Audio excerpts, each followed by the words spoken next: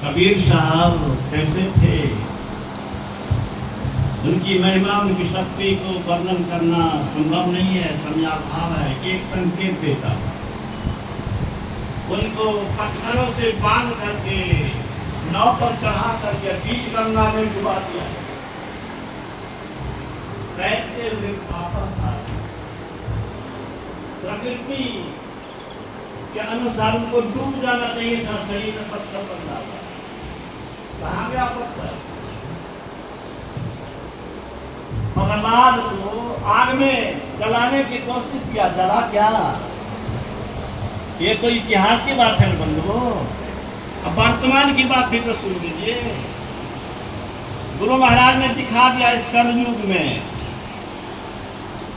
7 अक्टूबर को गुरु महाराज ने कहा कि कलकत्ता से जो हमारी यात्रा जालंधर की होने वाली है वह शुभ नहीं है।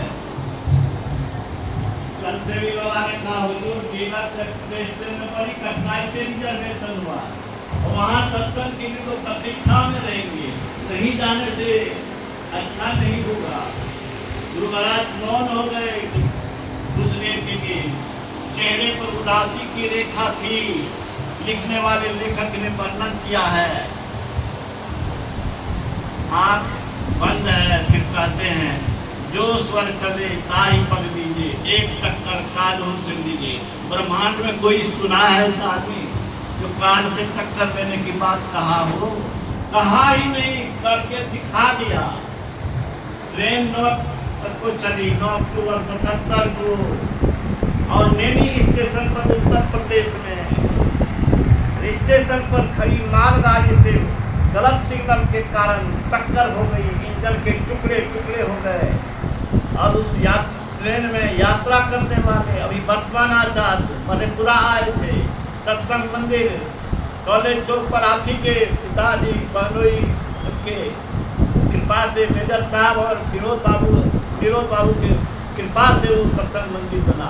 उसके शिलान्यास में जब आए थे तो कहा था कि आगे के डब्बे में लाश ही लाश, पीछे के डब्बे में किसी का सर टूटा, किसी की बाहें टूटी, लेकिन जिस डब्बे में गुरु महाराज थे किसी का बाल बाका नहीं। गुरु महाराज की सत्य की शक्ति असीम होती है।